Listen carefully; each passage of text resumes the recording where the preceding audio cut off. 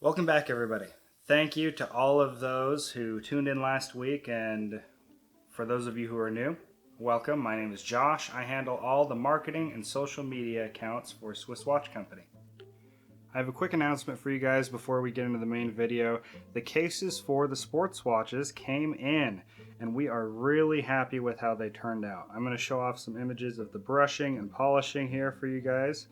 As you can see, most of the case is brushed. We have the bezel and the chamfered edges are polished, and they do have integrated silicone straps. We're still not 100% sure how we feel about the polished logo marker on the straps. I think they tie into the bezel pretty well, but let me know what you guys think in the comments, because we will be doing another run of these straps to get the perfect fit. But other than that, we're really happy with how they turned out. This case is still a sample case, so the bezel isn't attached to the case, as well as the crystal still having a film over it. So if you see a little bit of distortion, that's what's going on there. Aside from that though, the brushing is how it will be on the final product. We have the signed crown there, and we're really happy with how the quality turned out. It's a step above our diver, and that is something we'll always be happy about, improvements going forward. We have a lot of different colors planned for the sports watch.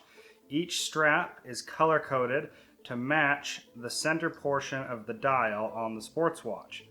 We'll also be having other straps coming as well. We have a pretty cool nylon option coming, as well as stainless steel. We don't have those in yet, but I promise when we do, you will be the first ones to know. I decided to change locations for the main portion of the video. As you saw from the thumbnail, I'm going to be going over what it's like running a micro brand from the middle of nowhere.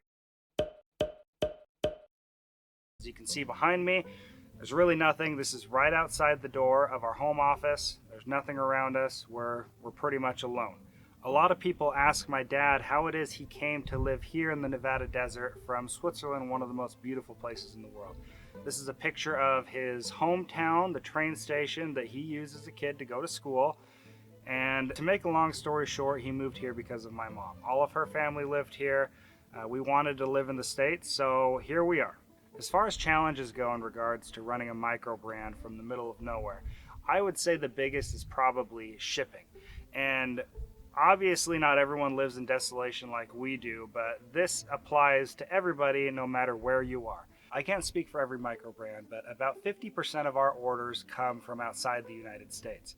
For each order we receive, because of where we are, we can't necessarily call UPS, FedEx, or DHL to come pick up a parcel and take it out to the customer. We have to physically drive it all the way to Las Vegas, and that's over those mountains back there. It takes a little over an hour to reach there, and then another little over an hour back. So when all is said and done, about 2.5, maybe 3 hours of travel time just to deliver a watch. Now, our situation is unique, but that doesn't mean that we couldn't ship international orders through USPS at our local post office. It's about a 10-minute trip, and it would save us a lot of time and money to do that. However, the service that DHL provides us is something we're very happy with, and it's not something we want to change from. If you're developing a product, it's always important to plan for a higher cost rather than a lower cost, especially in regards to shipping. It's far more advantageous to plan for a higher shipping cost in the beginning and save money by scaling back things later than plan for the cheapest cost and scale things up afterwards when you're not happy with the service. When it comes to micro brands, one of the most important aspects to being successful is your customer service. That's really what sets us apart from the bigger companies. There's a lot of customers that I know on a first name basis, and that's something that the bigger companies just aren't able to do. If you're looking at starting a micro brand, I wouldn't recommend using a fulfillment center. I know some that do, and they're happy with it. I personally think it's more important to have personal control of each package that goes out. If you're using a fulfillment center, it's really hard to personalize the packages. Maybe you want to write a thank you note for your customer. That's something that you just can't really do with a fulfillment center. And if you do, maybe you can write a pre-written thank you note or something like that, but it won't be targeted at that specific customer. And those kind of things make a big difference in the long run. I say this a lot on Instagram, but honestly, my favorite part of what I do is getting to know you. I truly enjoy chatting with you on Facebook, Instagram, email, and now here on YouTube. And that drive to Las Vegas is something we're happy to make. I hope you all enjoyed this video. Don't forget to subscribe and hit the bell if you want to be notified for next week's video.